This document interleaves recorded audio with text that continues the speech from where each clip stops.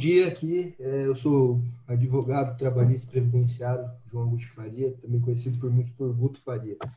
Atualmente eu sou membro do BNI Múltiplo, presidente, integrante da equipe de liderança, e também estou na formação do BNI de Caçapava, BNI Simpatia. Como o Sandro falou, eu sou especialista em direito tributário, direito processual e civil, e atuo na cadeira de Direito Trabalhista e Previdenciário, assim como o Dr. Luiz. Agora vou passar para você fazer uma breve apresentação sua, doutor. Bom dia, pessoal.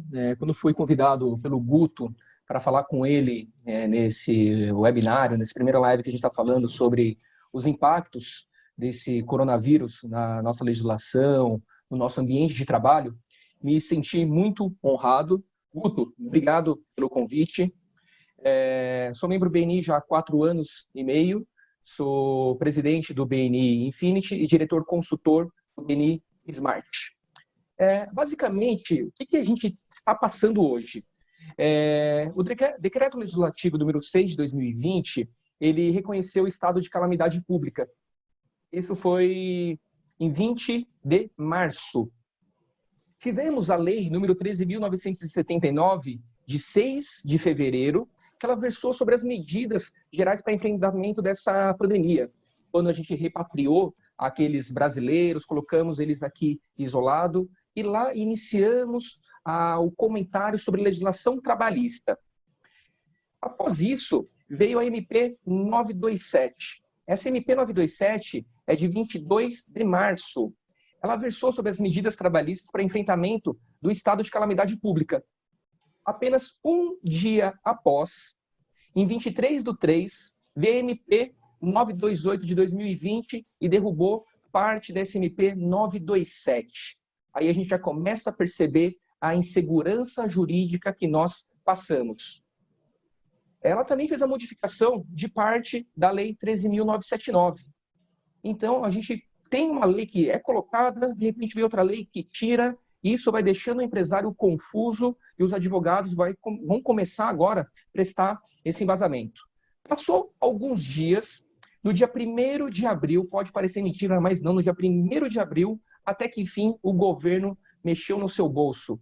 Instituiu a MP 936, onde ele implementa o Programa Emergencial de Manutenção do Emprego e Renda, regulamentando parte da Lei 13.979.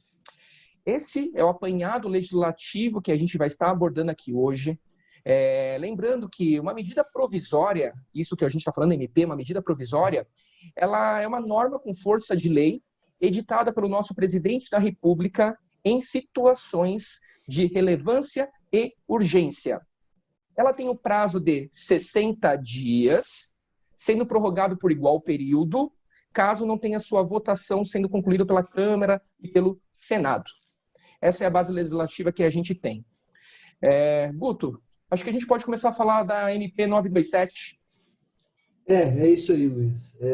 Como você falou agora brilhantemente, na realidade, a gente vive uma situação sem precedentes anteriores no mundo. Tem muita gente que fala, inclusive, que essa pandemia que a gente está vivendo com o coronavírus é até pior do que foram a Primeira e a Segunda Guerras Mundiais. Só que é muito importante a gente ressaltar que ainda que a gente esteja vivendo um período muito difícil e de muita instabilidade e insegurança, nós não podemos relativizar aí a nossa base legal, a Constituição Federal, CLT, famigerada CLT, que muitos desprezam aqui, na realidade é um instrumento de proteção do empresário, e também as convenções coletivas trabalhistas, né? Dando uma breve introdução aqui sobre o tema, o direito trabalhista ele é muito importante porque ele não é simplesmente uma ferramenta de proteção do empregado, ao contrário do que muita gente pensa. O direito trabalhista ele é uma ferramenta de controle de alguém que tem um poder hierárquico sobre outra pessoa, certo? Muitas vezes nós reclamamos da CLT, mas ela atribui um poder ao empresário que ele seria ilimitado e exporia o empregado a risco em muitas situações, né? Por isso que ela é uma ferramenta considerada tão importante e, às vezes, mal interpretada, ela causa prejuízo para o empresário e faz com que a gente corra certos riscos financeiros na atividade empresarial que não deveriam ser corridos. Mas, como a gente estava falando aqui, as MPs 927, 928, 936, o decreto legislativo que você citou, elas são legislações que buscam, de uma maneira muito ativa do governo federal, trazer a legislação trabalhista, que já é relativamente antiga, para uma situação mais atual. A primeira dessas legislações, que é a MP 927, que o Dr. Luiz Faria citou, ela estabeleceu algumas maneiras de regularizar, de dar continuidade ao contrato de trabalho sem que os empregados fossem demitidos, e também considerando aí o risco financeiro que os empresários estão correndo nesse momento, que é muito grave.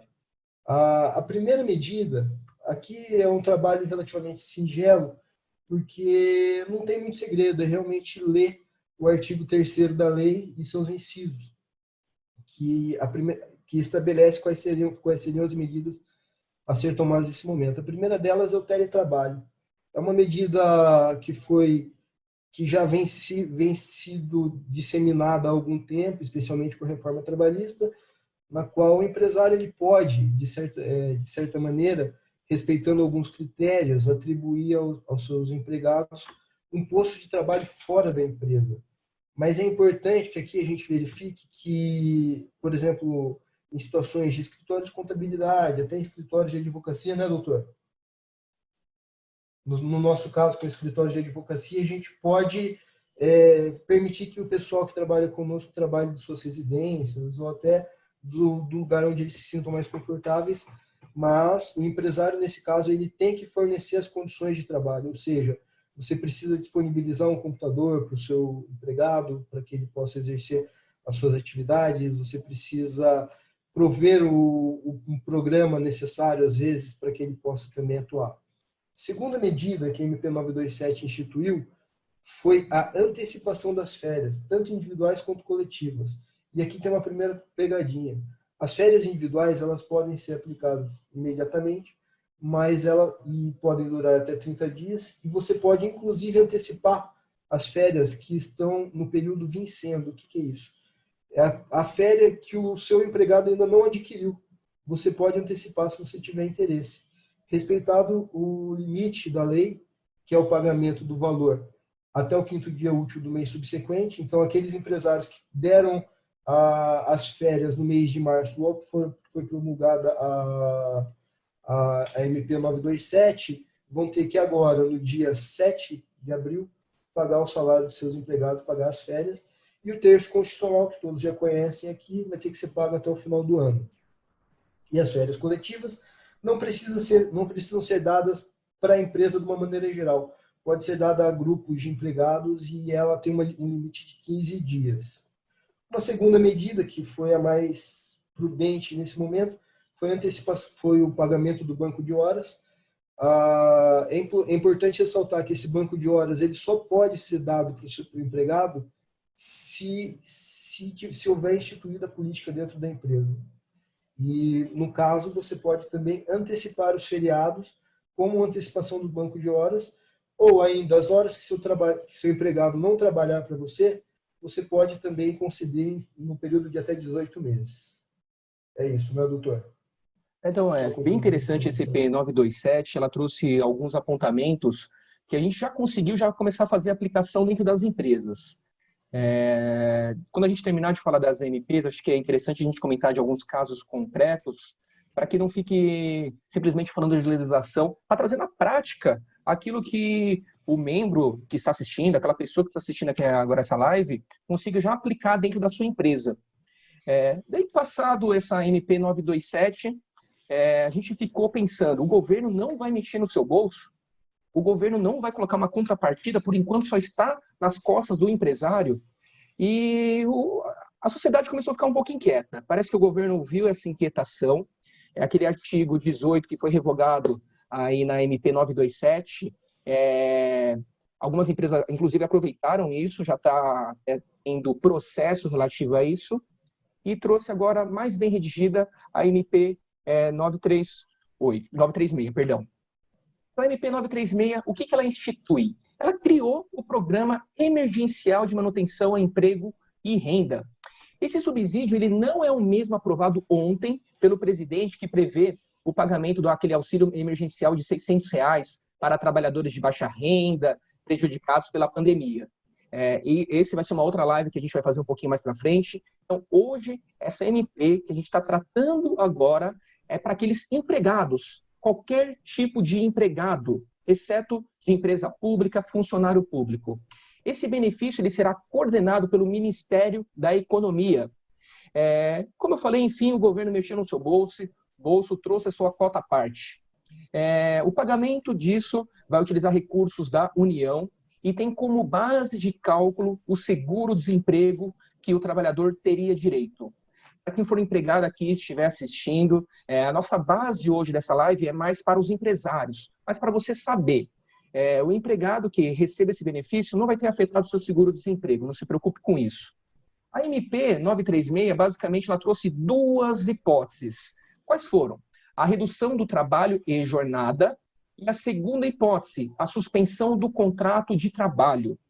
Essa MP, para quem pegar para fazer a leitura, eu aconselho todos os empresários a fazer a leitura, ela é cheia de idas e vindas, tem algumas pegadinhas que tem que tomar cuidado, eu vou alertar vocês. E agora falando um pouquinho sobre a redução do trabalho e jornada. Primeiro Luiz, que a gente... Luiz, por favor, antes de você prosseguir, o Demetrios está com a mão levantada aqui, acho que ele quer fazer alguma pergunta de algum assunto que você já falou anteriormente. Vamos lá, Demetrios, pode falar.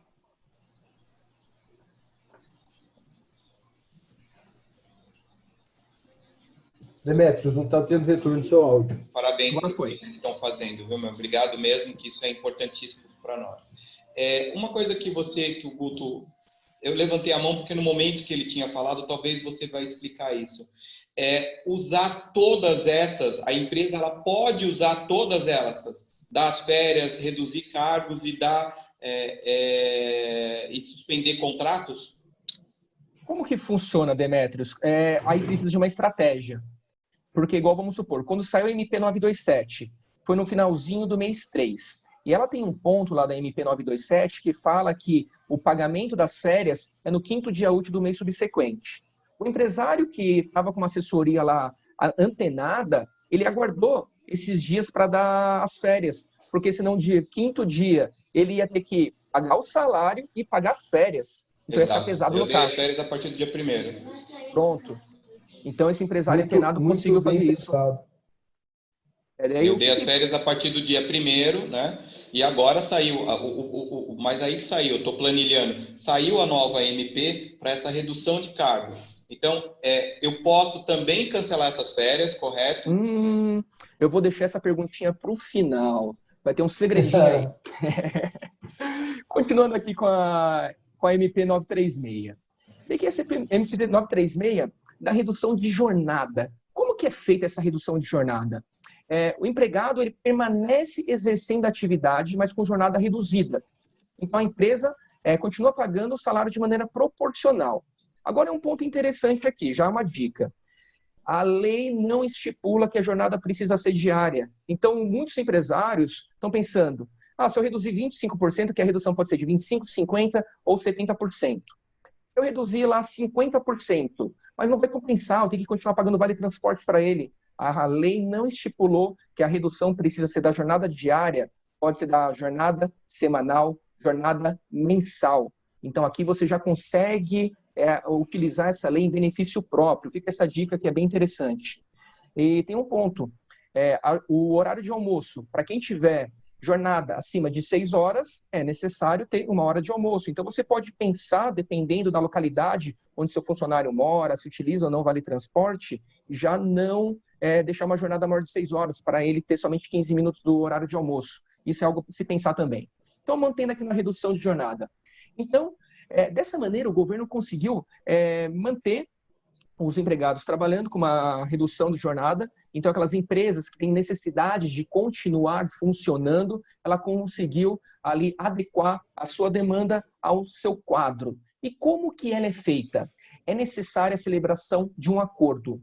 seja ele individual ou coletivo. Depende de cada caso da redução que você vai fazer. Se for de 25%, pode ser o acordo individual para todos. Se for acima de 50% ou 70% para aqueles funcionários que têm uma faixa salarial acima de 3 salários mínimos, precisa ser por acordo coletivo. E para quem receber acima do teto da Previdência 2 vezes, acima de R$12.000, pode ser também por acordo individual, se a pessoa tiver o ensino superior. Então, voltando aqui, como que ela é feita? Depende de cada caso. A empresa precisa informar ao funcionário com 48 horas de antecedência, 2 dias de antecedência, pode ser por telefone, por WhatsApp, pode ser de alguma forma que ele tenha essa prova que fez a comunicação. Fez por telefone? Bota no Viva Voz e coloca o celular para gravar. Fez pelo WhatsApp? Verifica a confirmação de leitura. Fez por algum meio virtual? Grava a tela do que está acontecendo. Isso vai ser válido. Agora já é uma pegadinha. Se em 10 dias a gente não comunicar o Ministério da Economia e não comunicar o sindicato da categoria respectivo, esse acordo ele não vai ter validade. E vai passar a ter validade na hora que eu fizer a comunicação. Como a gente está falando aqui mais para os empresários, o acordo que tem que ter é bem claro com ele. Vamos manter um emprego. Caso a gente não consiga chegar aqui num acordo, infelizmente, a rescisão acaba sendo um dos caminhos, ok? O acordo, então, individual ele depende do quê? Do percentual de redução e do salário do empregado. Então, como que funciona? Para quem ganha menos de 3 salários mínimos, se sua empresa, a maioria dos seus funcionários, recebe menos de 3 salários mínimos, vai ter a redução e o governo vai complementar essa renda para que tenha o mínimo prejuízo possível. Pode ser por acordo individual ou por acordo coletivo. O que é acordo coletivo? É junto com o sindicato da categoria. O que é acordo individual? É você e seu empregado fazendo um termo escrito. Isso é acordo individual. Para quem tem salário entre R$ 3.135 até R$ 12.200, vai ser necessário assistência sindical para quem quiser redução de 50% ou 70%. Por acordo individual, eu posso reduzir lá os 25%. E para quem ganha acima de 2 vezes o teto, para quem tem aquele salário um pouco mais alto, R$ 12.200 para cima, e tiver nível superior, poderá ser por acordo individual. E se caso quiser ter uma redução maior e a pessoa não tiver ensino superior, por acordo coletivo. Então a gente percebe que o acordo coletivo ele abrange todas as categorias. Por quanto tempo pode durar essa redução? Luiz, vou te interromper um segundo. A Viviane aqui, ela levantou a mão. Quer abrir para ela agora ou deixa eu... Vivi, manda ver já, Vivi, pode perguntar.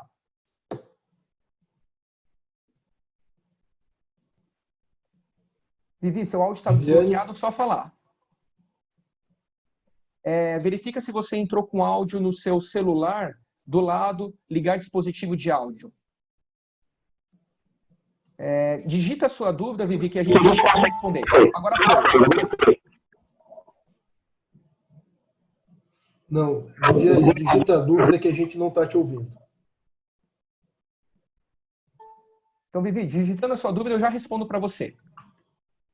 Então, vamos esperar aqui a dúvida dela Vivi digitar.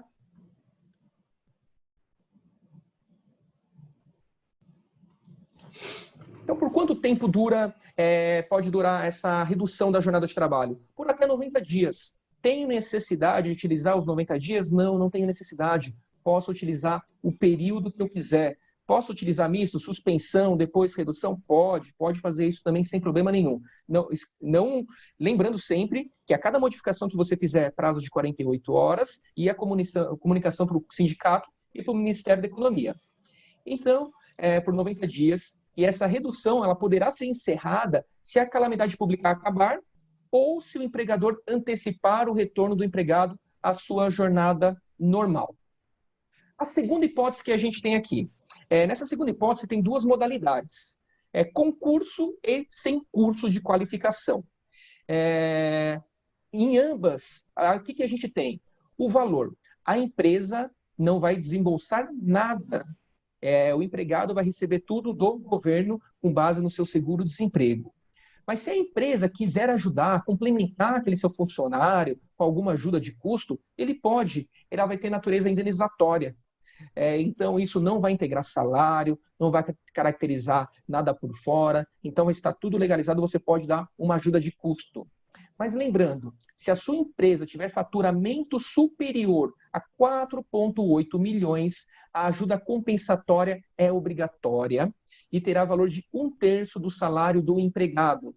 E lembrando que sempre a gente vai manter os benefícios voluntários, como plano de saúde, vale alimentação, vale transporte não, porque a pessoa vai estar lá na sua casa. Vamos ver a pergunta aqui da Vivi.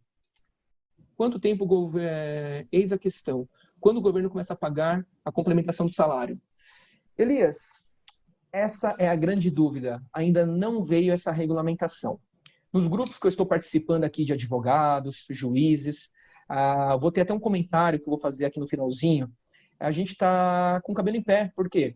Por enquanto, a gente está trazendo agora o benefício para a empresa. Trouxemos essa solução.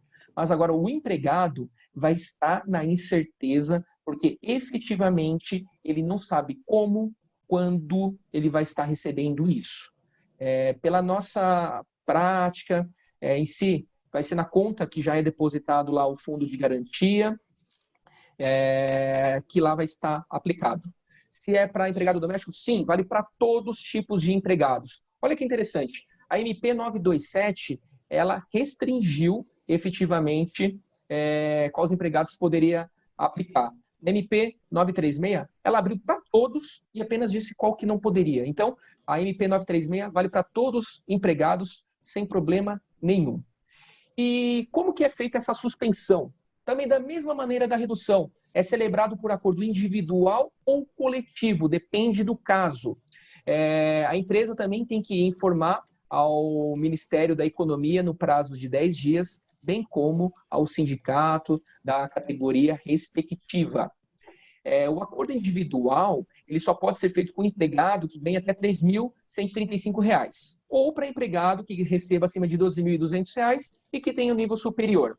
Para quem está nessa faixa entre 3.000 e 12.000, precisa do acordo coletivo. E por quanto tempo pode... Pode falar, Guto. Doutor Flávio, quer falar? Bom dia a todos. Quero parabenizar os colegas aí. Estou achando muito bacana, brilhante as colocações. Você falou dos benefícios, e aí eu trago aí uma dúvida que eu já tive que enfrentar para alguns clientes e para o meu escritório mesmo, e gostaria da opinião de vocês. O Vale Alimentação, ele normalmente é substituído por uma cesta básica nas convenções. Se ele é cesta básica, é para o trabalhador levar para casa. Então, isso é um benefício pelo trabalho e não para o trabalho. Porém, o Vale Refeição, ele pode ser substituído pelo refeitório dentro da empresa. Ou seja, é um benefício para o trabalho, a meu ver. Porém, eu busquei aí na internet, com colegas, os entendimentos estão variando. Qual a opinião dos doutores a respeito do Vale Refeição, que é aquele valor diário para o funcionário se alimentar durante a jornada? Lembrando que esse benefício ele pode ser substituído por refeitório na empresa, que estaria fechado porque as pessoas estão em casa, e lembrando que ele é pago por dia efetivamente trabalhado. Se a pessoa estiver em teletrabalho, ela está efetivamente trabalhando. Porém, ela não está na empresa. Qual é a opinião de vocês? Esse benefício, Vale Refeição, ele deve ser pago ou não? Ontem a gente estava conversando, Flávio, inclusive isso gerou até uma divergência minha e do Guto relacionado a isso. Guto, qual a sua opinião? Taquei pimenta no negócio, então, agora. Tacou pimenta no negócio. Direito, ele versa sobre relação entre pessoas. Então, eu acredito que quanto menos a gente conseguir mexer em benefícios, melhor. Porém, em certas ocasiões, como é esse caso do Vale Refeição e do Vale Alimentação, eu acredito que, em determinados casos, o Vale Refeição poderia, sim, ser substituído, talvez, por um complemento no Vale Alimentação, que seria uma indenização pela cesta básica garantida em convenção coletiva, e não é uma verba alimentar, não é uma verba alimentar, mas não é uma verba salarial em si, que inclusive muitas vezes não pode ser tributado, muitas vezes não, que inclusive não é tributado e não incide a FGTS, né? A minha opinião, que chega nesse ponto, a legislação não trouxe a exclusão disso, a convenção coletiva ela estipula. O que eu trago é tentar, com o artigo 2º da MP 927, dentro da possibilidade de fazer um acordo individual para tentar a exclusão disso, deixando bem claro ao funcionário. Aqui é um pouquinho mais de gestão do que a parte jurídica. Os funcionários têm que estar bem cientes do que está acontecendo na empresa. A transparência agora é o principal ponto, onde qualquer R$100 que seja desse vale vai impactar a empresa, afinal ela não tem entrada. Então, cabe ao empresário ter um entendimento com o seu funcionário para que ele consiga entender que, às vezes, o não pagamento disso, estando nesse acordo individual, vai ser para que seja mantido o emprego. Doutor Flávio, a gente também ficou dividido aqui um pouco. Então, espero ter respondido. Então, vamos lá. Teve uma pergunta aqui do Elias. Se houver demora, pode falar. Se você me permitir, Claro. eu acho que é realmente nessa linha do esclarecer com o empregado. Eu não tinha pensado na ideia do acordo individual, tá? Realmente não tinha pensado em aplicar, em fazer um acordo individual para que haja ali a concordância expressa do funcionário. É claro que essa coisa do acordo individual gera um problema, porque no momento que você expõe para o empregado, olha, nós temos aqui que fazer um acordo individual, ele pode virar para você e falar, eu não concordo. Perfeito. Eu tive 2 funcionárias que deixaram claro que não concordavam com a suspensão do pagamento do VR. Porém, eu conversando com uma delas, eu falei assim, veja, eu tenho na empresa hoje 4 funcionários que recebem VR e eu tenho estagiários. Os estagiários não recebem VR. Se eu pagar VR para os 4 funcionários nesse período, a cada mês eu tiro 1 mês de salário de 2 estagiárias. Ou seja, para eu pagar 1 mês para vocês, eu mando embora 2 estagiárias esse mês, 2 estagiárias mês que vem e assim por diante. Então, eu falei isso com a funcionária ontem e ela, de certa forma, eu acho que acabou entendendo, se compadecendo das demais. Eu despertei nela talvez uma solidariedade, entendeu? Mas acho um pouco arriscado a ideia de fazer o acordo coletivo. É uma ideia juridicamente boa, mas acho um pouco arriscado, porque isso pode me levar a inexorável outra opção, que é então, não tem acordo, então você está mandado embora. É tudo questão de gestão de pessoas, Flávio. Como você vai controlar o seu pessoal. É verdade. No final das contas, o direito é simplesmente isso. Pode falar, Luiz. Então, é bem nesse ponto. Essa gestão de pessoas é a parte principal. Se o empresário já tem uma boa gestão de pessoas antes dessa pandemia, tudo aqui, fica muito mais fácil para administrar. Se ele não tem, ele vai ter que criar em 10 minutos isso. Sentar com seus funcionários, questão de feedback, questão de realidade do que está acontecendo, para que ele consiga situar. O acordo individual, eu colocaria como argumento, e depois eu faço isso escrito para a gente não ter problema lá na frente. Mas eu só abriria para ele no último momento que eu posso fazer isso. Primeiro eu vou mantendo, não vou pagar, e a gente vai contornando ali. Então, por isso que até é interessante. Claro. Uma colocação, Luiz. Outro ponto também aqui da MP 936, que eu acho que é legal a gente citar, é que ela simplesmente regulamenta uma situação que já era permitida, inclusive, na CLT. Muitos criticam muito a CLT, mas é muito por falta de conhecimento. Existe a previsão na CLT, no artigo 503 aqui, que o empregador ele pode reduzir até 25% do seu salário. Essa MP ela foi além, inclusive, dessa disposição e autorizou até os 75% com o financiamento do governo.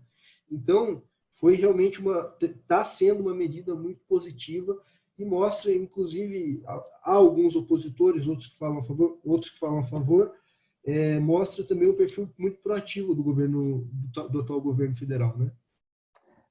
Continuando aqui, só respondendo a pergunta do Elias. Se houver demora desse pagamento, a empresa pode pagar e descontar posteriormente? Eu entendo que não, Elias. A demora desse pagamento é um ônus do Estado, ok? Se você quiser pagar, a gente tem que verificar a parte de empréstimo, tudo isso entra em outro ponto. Eu não faria isso, porque você pode descapitalizar ali o seu caixa, porque a gente não sabe quanto tempo isso vai demorar, como que vai ficar o retorno, se esse emprego vai se manter ou não.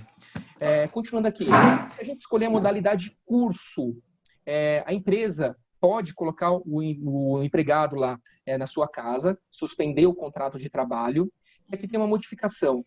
Se não tiver o curso, o prazo máximo é de 60 dias. Se tiver o curso, o prazo mínimo de 30 dias e o prazo máximo de até 3 meses. Então, com isso, a gente consegue criar um tempo maior de suspensão do contrato de trabalho. Lembrando que, em todos os casos, essa redução essa suspensão pode acabar se caso a calamidade pública se encerrar ou se o empregador antecipar o retorno do empregado à sua jornada de trabalho.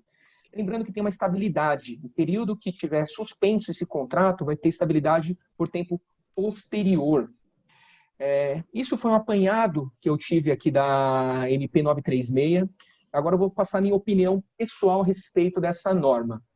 Eu ainda não aplicaria, porque a gente já tem uma DIN 6363 de 2020, que já foi protocolada, discutindo essa redução salarial, porque eles falam que não pode, porque é constitucional. Então, vamos ver como que vai ficar isso antes de aplicar. Soluções para isso, a gente já comenta um pouquinho mais para frente. Minha opinião, é constitucional, sim, porque está tendo a contrapartida. Tem um prejuízo mínimo, mas diante da realidade que a gente tem é algo aceitável. E ela veio para, então, harmonizar e flexibilizar diante do ato específico dessa calamidade. Esse ponto que eu tenho, que tem um ponto. Vai manter o benefício do Vale Alimentação, tudo isso. O sindicato que vai estar acompanhando, se ele perceber que tem algo sendo extrapolado, ele vai poder intervir.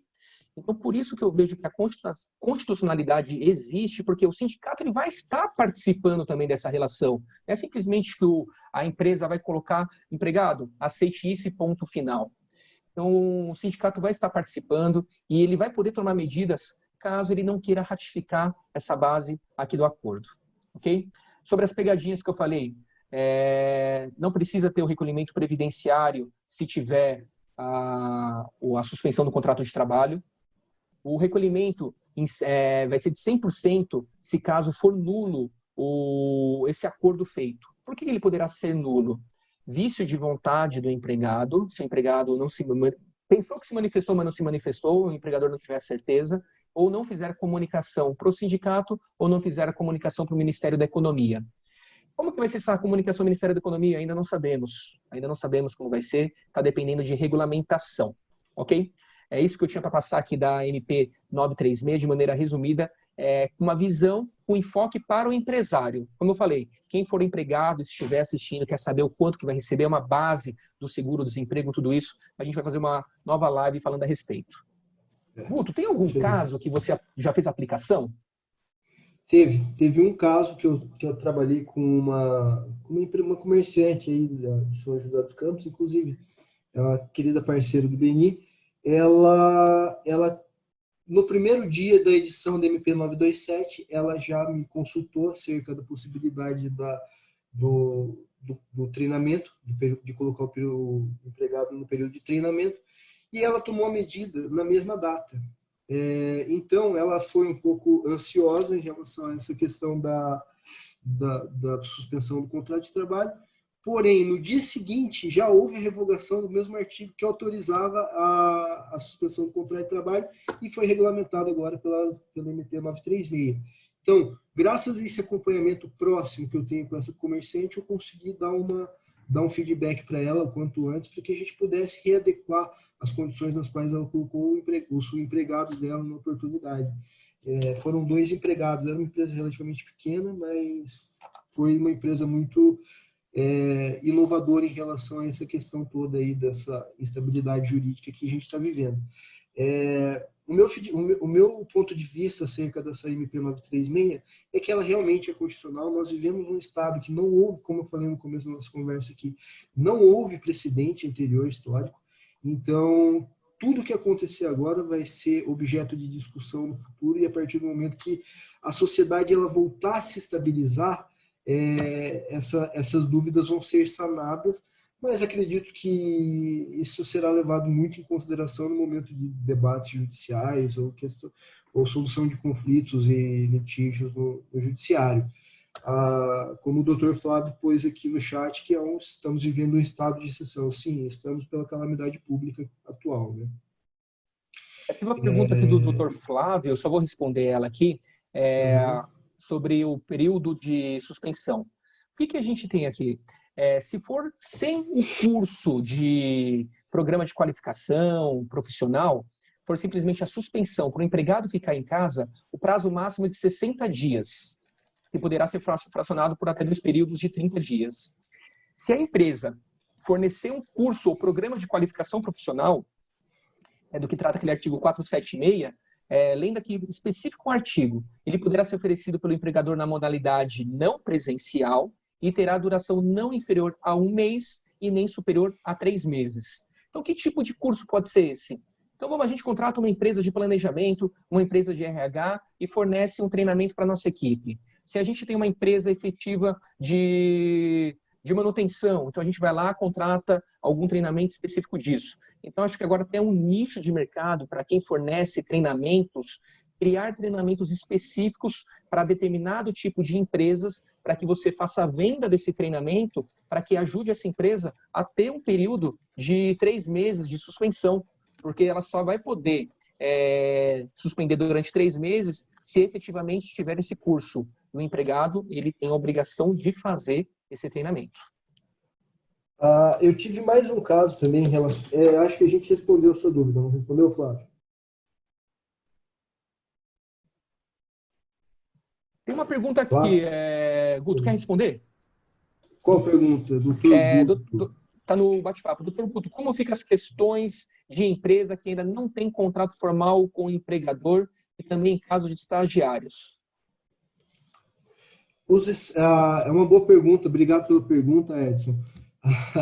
Se a empresa não tem contrato formal com seus empregados, ela já está numa situação de fragilidade extrema aqui. Eu sugiro que ela contrate um advogado com a máxima urgência, porque tem algo errado que não está certo nessa condição.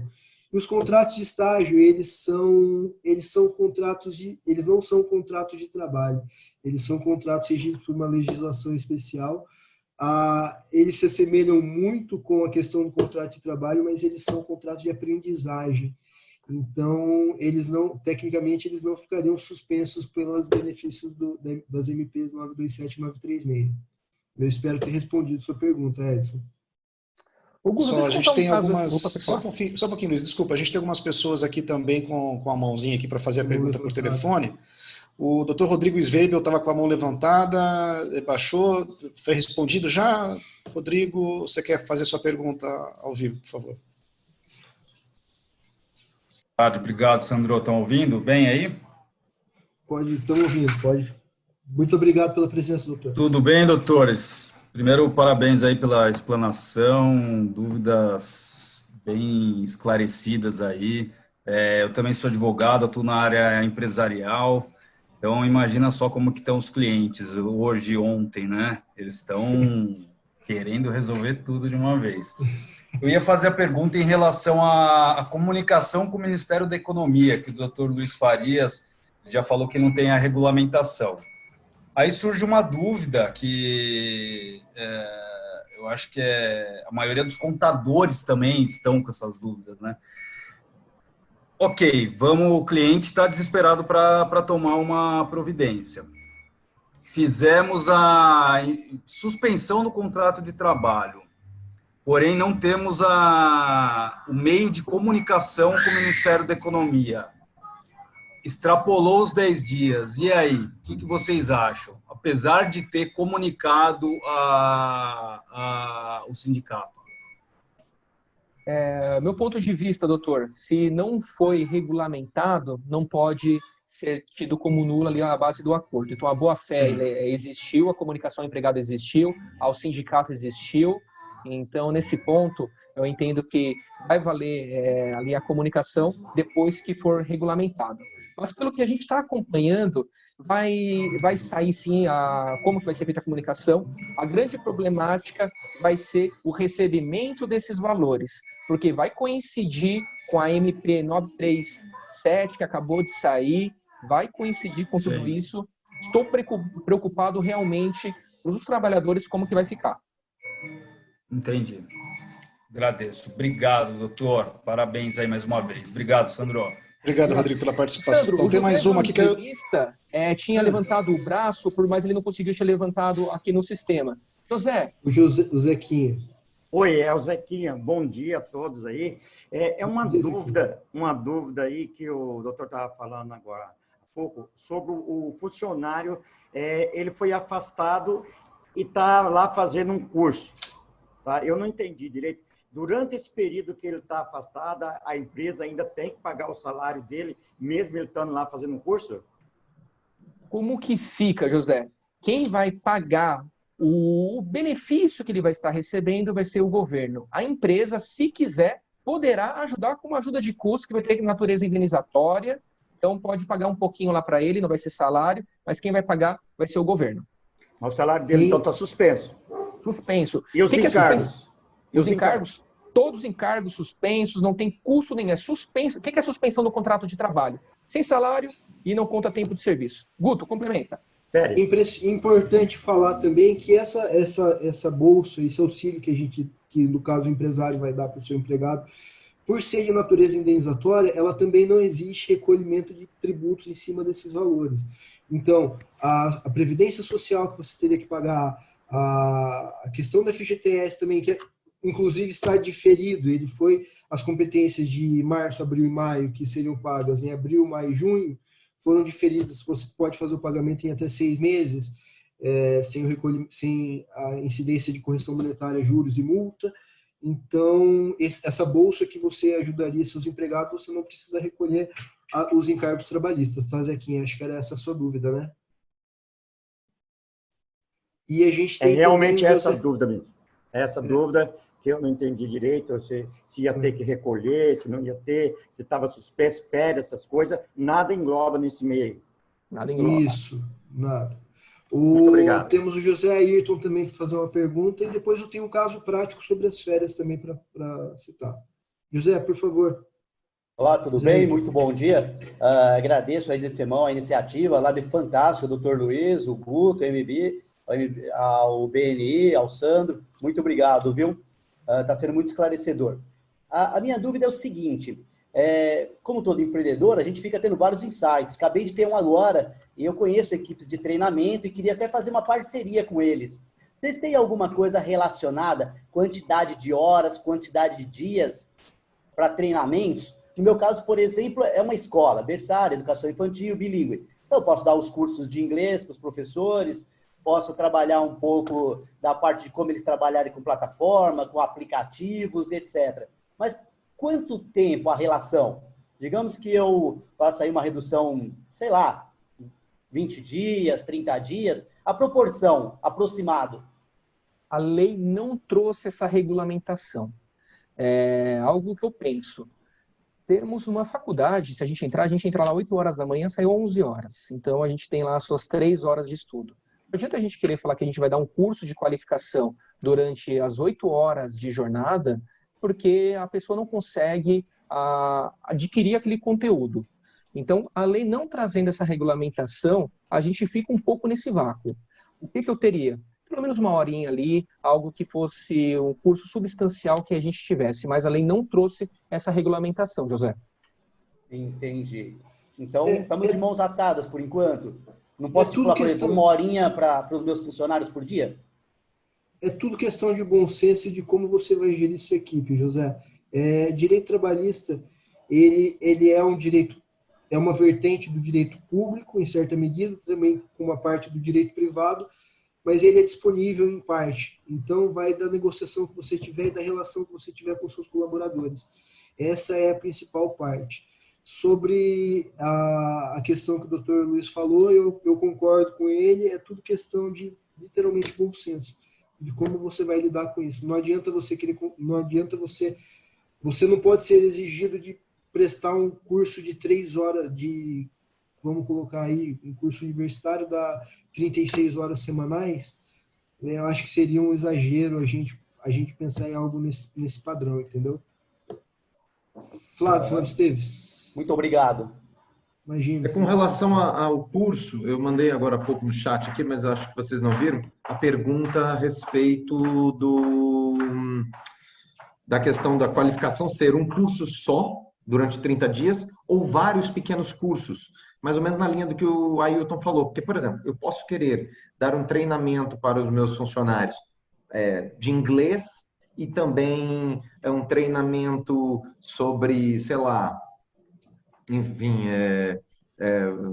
qualidade na produção, vários cursos que, na verdade, vão ser de poucas horas e que não tomariam, não ocupariam um mês inteiro de qualificação. Vocês acham que é possível fazer esse mosaico?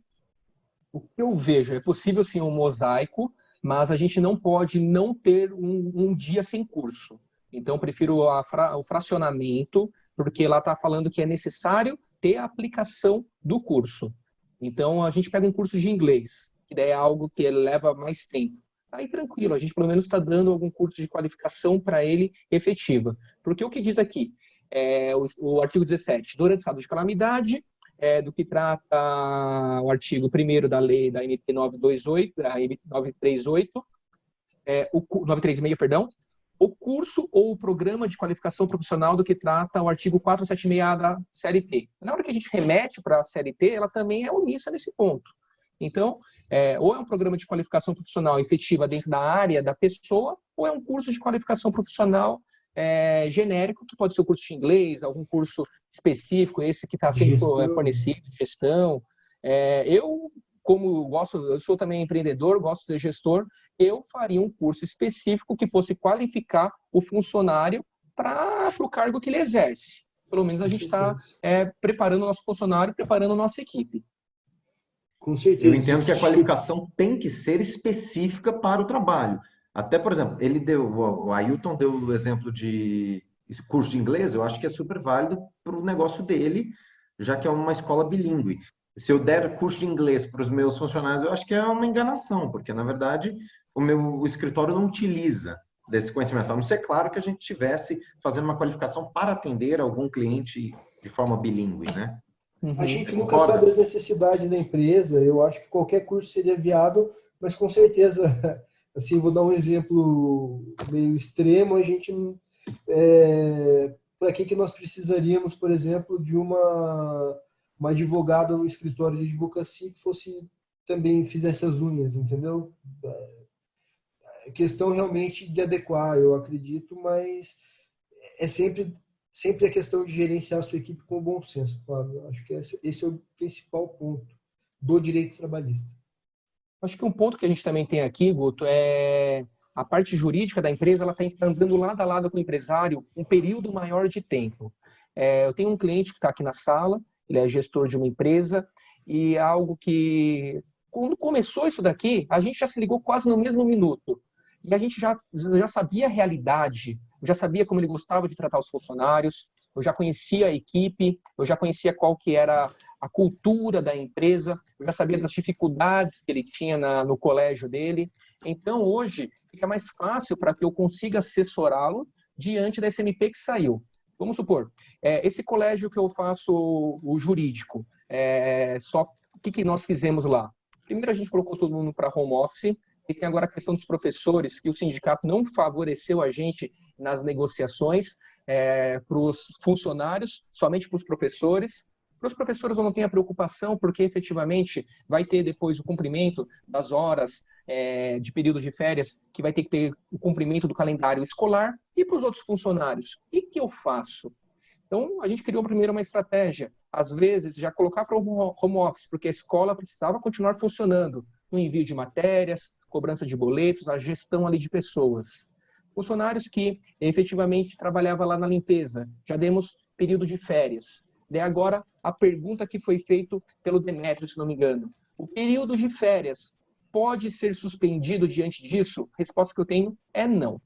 Porém, um acordo individual, com uma certa pressão, às vezes, do empresário, você vai conseguir isso. Porque você já falou aquele período que ele vai estar de férias. Então, se ele acordar, se ele concordar em terminar o período de férias, aí pode ter o aceite sem problema nenhum. Mas se não tivesse aceite, você vai ter que esperar o período de férias. Sobre a aplicação já agora da 936, eu vou aguardar, porque eu quero ver um pouquinho do que está acontecendo. Eu vou primeiro antecipar os feriados, religiosos, vou primeiro dar um período de férias menor, já que vai ficar somente para o mês que vem o pagamento. Eu vou esperar para ver como que vai estar ficando a aplicação dessa lei, pelo menos aí 5 dias, uma semana, para que eu consiga responder para o meu funcionário a pergunta que o Elias fez aqui. Luiz, como que vai ficar o recebimento do funcionário, esse valor? O funcionário vai ter dúvida. E se eu já implementar isso aqui agora, o RH da empresa vai ficar louco atendendo ligação de funcionário sem saber responder e vai gerar uma insatisfação muito grande. Então, eu vou esperar ainda esses dias para tomar a medida da aplicação dessa 936 para os meus funcionários, mesmo na redução, mesmo na suspensão, porque eu quero já dar uma resposta para o meu funcionário. Quando eu tiver a resposta para o meu funcionário, eu vou fazer a aplicação da 936. Caso o governo demore muito, aí, no segundo momento, eu vejo o que eu faço. Algo está muito vivo hoje, né, Guto? A MP 927 foi de domingo para segunda. Era 00:30, de repente meu celular começou a apitar aqui, eu fui ver os grupos, o que estava acontecendo, acabou de ser editada a lei. No dia seguinte, eu fui já dar uma entrevista na TV Diário, falando um pouco sobre ela, depois já caiu a 928. Tá, as incertezas são grandes. Engraçado nesse ponto que você citou aí, da questão da MP 927 ser de domingo para segunda-feira, a instabilidade e a agilidade com que as coisas estão acontecendo nesse momento é tão grande, são tão grandes, mas tão grandes, que a MP 927, que foi uma lei publicada há coisa de 10 dias hoje, já está se tornando uma lei antiga. É uma coisa realmente muito nova. E eu queria pedir licença, eu concordo plenamente com o Dr. Luiz, eu acho que a aplicação da MP 936 a gente tem que esperar pelo menos alguns dias, uma semana, para ver como que ela vai se estabilizar, para ver como ela vai se sedimentar, e então começar a aplicar os benefícios em favor do empregador e do empregado também. Uma questão que eu tive aqui no particular, eu queria agradecer inclusive ao Adriano, ele fez logo no começo do webinário, é em relação às férias, que as férias elas têm que ser noticiadas ao empregador com a antecedência mínima de 30 dias. Adriano, como a gente vive um estado de calamidade, né, já reconhecido pelo governo federal, essa disposição legal ela foi relativizada. E como o Dr. Luiz falou, ela pode ser dada no prazo de 48 horas. Essa notícia pode ser dada no prazo de 48 horas para que o empregado possa, então, gozar de suas férias, né? Vamos responder as perguntas. A Joelma perguntou aqui no chat, daqui a pouco eu vou do vídeo. Qual a orientação para solicitar o subsídio do governo no caso de redução de salário? Ainda não temos a regulamentação. O Ministério da Economia vai fazer essa publicação dessa normativa, Joelma. Ainda a gente não tem a regulamentação. Teve o Fábio Fernandes, nosso contador da MPCom, aqui de Poá, Grupo Infinity. Acabei de falar com um cliente para não se comprometer, dizendo valores em caso de suspensão e prazos de pagamento para não ser cobrado depois. Verdade isso, Fábio. Para nós que fazemos gestões de empresas, isso é importante porque o empregado está fazendo um acordo pensando naquela data que o patrão falou que vai ser pago o benefício. Se não for cumprido, quem é a porta que o empregado vai bater? Não vai ser do governo, não. Vai ser lá da porta da empresa, vai ser lá da residência lá do empregador. Então, bem falado isso. A Viviane, Luiz, estamos sobre a intervenção do sindicato acima de 3 salários, mas nós que somos na prática do RH sabemos que nem sempre conseguimos tão fácil o contato. Caso não consiga esse contato e haja demora no retorno do sindicato, como proceder? Faz a comunicação para o sindicato, tem um prazo de 8 dias, se caso ele não responder, a gente tem um prazo de 8 dias para a federação, depois um prazo de mais de 8 dias para a confederação. Após Vivi, a gente pode reunir um grupo empresarial e vai ser como fosse o sindicato. Retomando, Sindicato não está respondendo. Faça a comunicação para ele. 8 dias ele não respondeu. Depois eu faço a comunicação para a federação do sindicato, depois para a confederação do sindicato, 8, 16, 24 dias. No 25º dia, aí sim eu posso reunir um grupo de empregados, seja online, a maneira que for. Esse grupo de empregados vai ser o representativo e vai ser como se fosse coletivo. A gente conseguiu demonstrar efetivamente que a gente tentou negociar com o sindicato. A gente sabe que tem alguns sindicatos que estão fazendo jogo duro, eles não estão percebendo a realidade que a gente está enfrentando. Demetrios?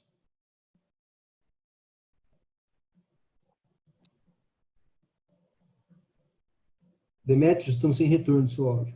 Eu vou tirar o seu... Desculpa. Vamos lá. Doutores, eu sei que as coisas elas mudam a cada minuto.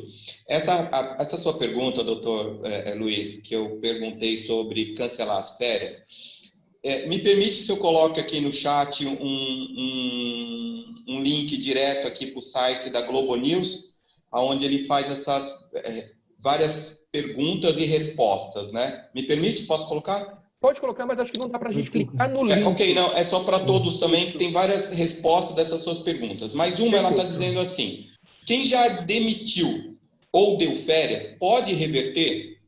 Então, o meu caso foi aqui, eu dei férias para 30 funcionários, não demiti ninguém, graças a Deus. Não há possibilidade de reverter as demissões para se enquadrar nas novas regras. Já no caso de férias, teletrabalho, aviso prévio, pode ser contemplado as medidas do governo agora.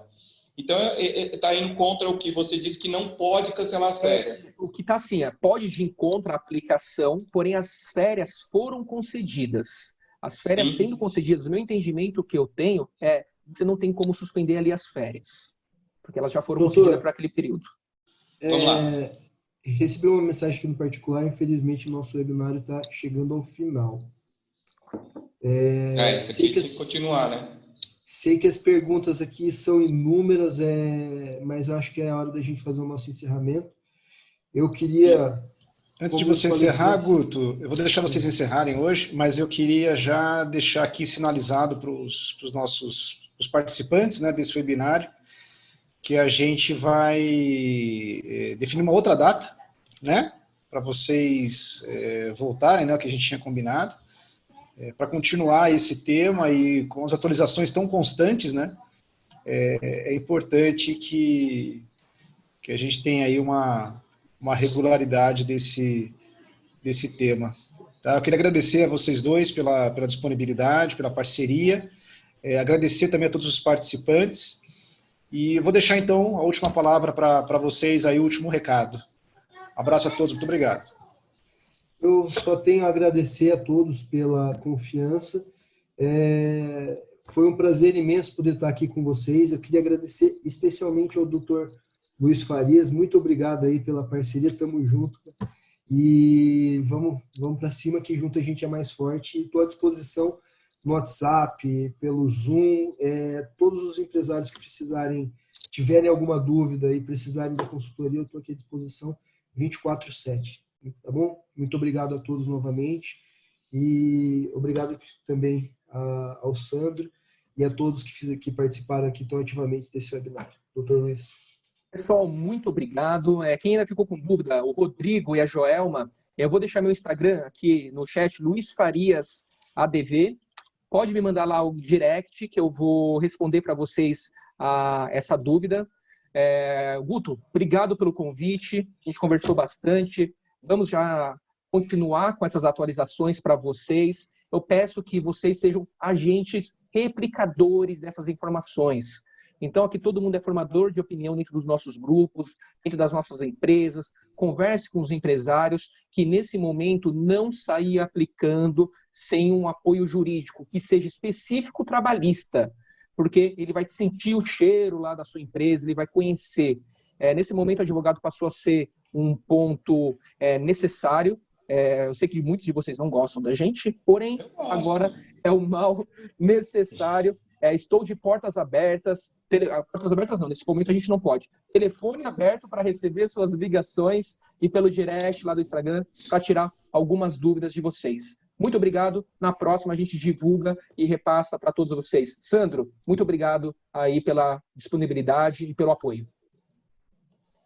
Obrigado, pessoal. Obrigado, uma excelente sexta-feira aí para todos e junto a gente é mais forte. Obrigado. Pessoal, então é o seguinte, quem ficou com perguntas aí pendentes, por favor, manda no direct do Dr. Luiz, tá? Tá aqui no chat.